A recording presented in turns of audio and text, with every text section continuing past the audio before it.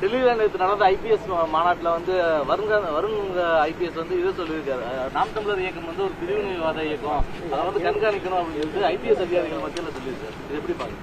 அவர் ரொம்ப நாளா கண்காணிச்சுட்டு தானே இருக்காரு. இது புதுசா கண்காணிக்கிறாங்களா எங்களை?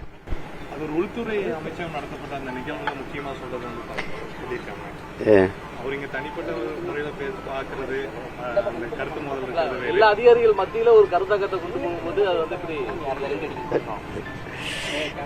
எப்படி புரிஞ்சுக்கிறதுன்னு நீங்க சொல்லுங்க.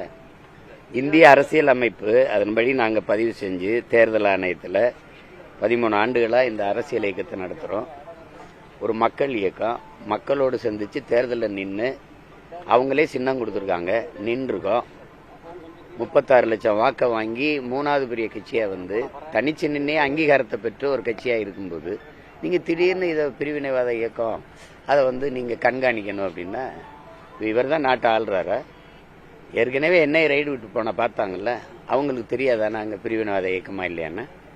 எதை வச்சு பிரிவினைங்கிறாரு? ஒரு அடிப்படை தகுதியே இல்லாம நீ எல்லாம் இப்படி ஐபிஎஸ் ஆன எதை வச்சு பிரிவினைங்கிற? தமிழ் சாவனிஸ்டுங்கிற. தமிழன் நான் தமிழன் சொல்றது உனக்கு சாவனிசம்னா எதுக்கடா இவ்வளவு மொழிவழி மாநிலங்கள் பிரிச்சாங்க? எதுக்கு பிரிச்ச? தெலுங்குக்கு ஒரு மாநிலம், கேரளாவுக்கு மலையாளிக்கு ஒரு மாநிலம், பீகாரிக்கு ஒரு மாநிலம், குஜராத்திக்கு ஒரு மாநிலம், எதுக்கு பிரிச்சாங்க? இது ஏன் நாடு, என் மொழி தமிழ், நான் தமிழ்னு பேசுறது தமிழ் சாவனிசம்னா இந்தி படிங்கிறது இந்தி சாவனிசம் இல்லையா?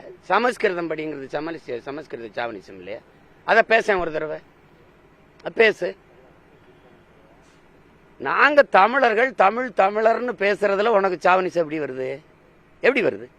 அப்ப பிரதமர் மோடி உலக மொழிகளின் தொன்மையை தமிழில் இருந்து அறியலாம், உலக மொழிகளின் மூத்த மொழி தமிழ், அது எங்க நாட்டில் இருப்பது பெருமைங்கிறாரு, அது தமிழ் சாவனிசம் தானே? இந்திய மொழிகளின் தொன்மையை தமிழிலிருந்து அறியலாம்ங்கிறாரு, அது தமிழ் சாவனிசம் தானே? முதல்ல உன் தாய்மொழி எது? உன் தாய்மொழி எது? நீ முதல்ல நீ சொல்லு. நீ உண்மையிலே தமிழ் தாய்க்கும் தமிழ் தகப்பனுக்கும் பிறந்திருந்தா தமிழ் சாவனிசம்ங்கிற வார்த்தை நீ உச்சரிப்பியா? நீ என்னது? உனக்கு மட்டும்தான் பொண்டாட்டி புள்ள குடும்பம், எங்களுக்கெல்லாம் இல்லை.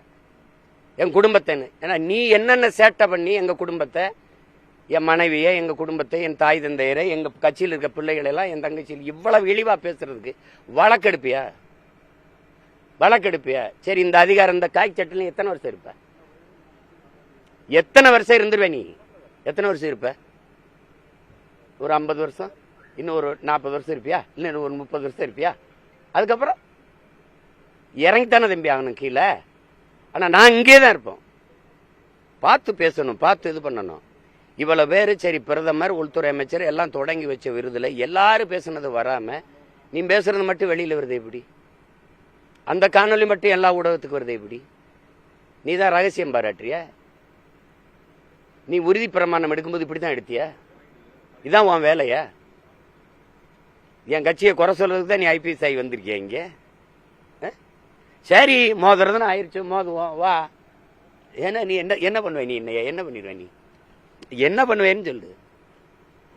ஆற்றால் நீ ஒரு ஐபிஎஸ்.